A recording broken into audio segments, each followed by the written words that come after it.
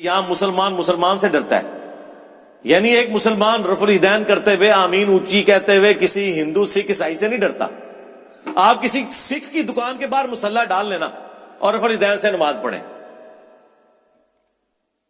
کچھ بھی نہیں کرے گا، ہندو کچھ بھی نہیں کرے گا، لیکن کسی لبیک یا رسول اللہ نعرہ لگانے والا، ہاں اس کی دکان تو دور کی بات، اس کی مسجد میں بھی آپ رفع الیدین آمین اونچی کہے تو دیکھیں وہ کیا کرتا ہے۔ تو اس سے اندازہ لگا لیں کیا یہ رسول اللہ کو لبیک کہہ رہے ہیں، یہ شیطان کو لبیک کہہ رہے ہیں آپ نبی علیہ السلام کی سنت سے اتنی نفرت کر کے؟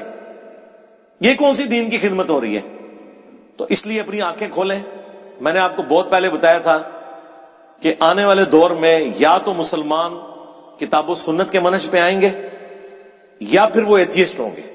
اے وشکارلے مولوی ادھر ادھر ہو جانے جے سارے ہے، تسی دیکھ رہے ہو کس طرح انہاں دی مٹی پلیت بھی ہوندی ہے، ٹھیک ہے جی۔ اباؤ اجداد قبروں کے پجاری، اولادیں جو ہیں وہ الحمدللہ کتاب و سنت کے منہج کے اوپر آ چکی ہیں۔ ہمیں تو لوگ مطلب فرسٹ ہینڈ رابطہ کرتے رہتے ہیں، اللہ کا شکر ہے۔ تو یہ تو کہتے تھے نا جی وہ فلانے بزرگ نے اتنے نو کلمہ پڑھایا، فلانے نے اتنے، ساری کہانیاں بنائی سن، ٹھیک ہے جی۔ بزرگ تے پھر انہوں منو کہ صدیاں تو جنہاں نو تسی اپنے بابے نال جوڑیا سی، انہاں بابے چھوڑ کے اس شخص نو اپنا امام مان لیا ہے جس کی قبر مدینے میں ہے، محمد رسول اللہ صلی اللہ علیہ وآلہ وسلم۔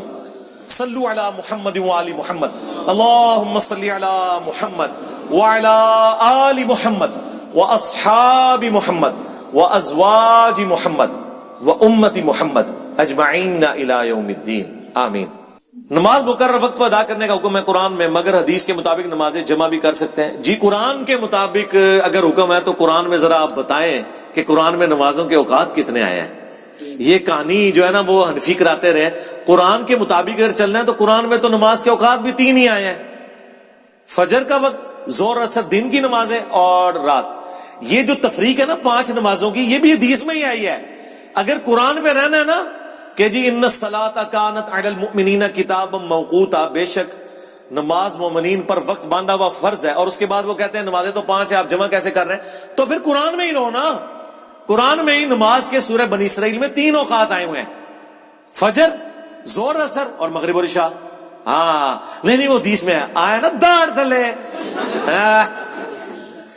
حدیث میں آیا، حدیث بھی چاہے پھر سرکار، حدیث تھے پھر مسلم میں 10 حدیثیں ہیں کہ نبی الاسلام نے نمازیں جمع کی، اور ان کو تو چھوڑ دیں۔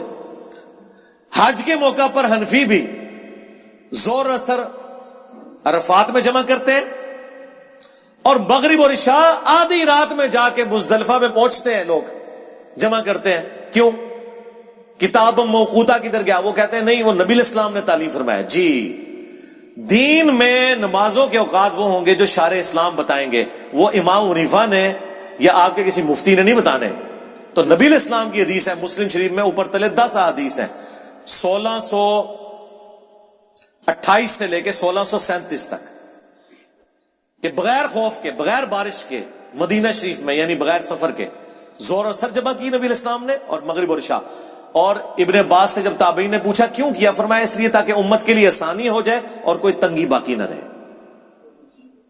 آپ کا نبی وہ ہے حریص علیکم بالمؤمنین رؤوف الرحیم، جو امت کو آسانی دے کے گیا۔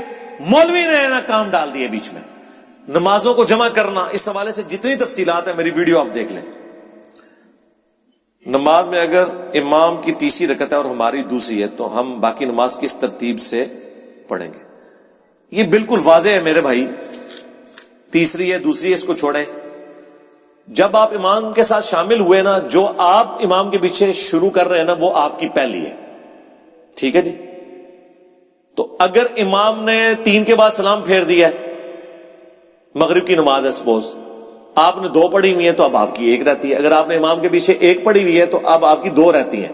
جب آپ کی 2 رہتی ہیں تو آپ جب کھڑے ہوں گے قیام میں تو اب آپ وہ دوسری رکعت پڑھ رہے ہوں گے، تو اس میں ظاہر ہے دوسری رکعت میں تو تشہد کرنا ہوتا ہے۔ ہر طاق رکعت میں آپ تشہد نہیں کرتے، ہر جفت رکعت میں تشہد کرتے۔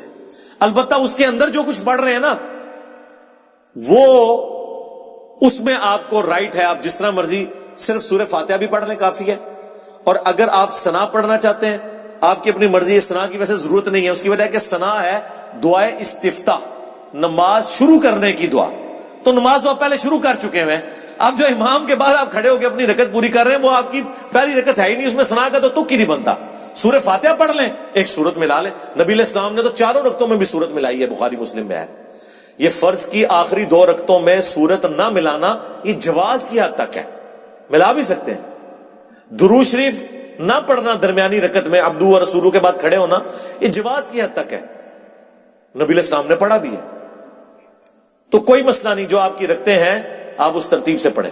البتہ جتنی دیر آپ امام کے پیچھے, پھر رفع الیدین آپ امام کے رفع الیدین کے ساتھ ساتھ کرتے جائیں, اور جب آپ الگ ہو جائیں تو پھر اپنے حساب سے کریں.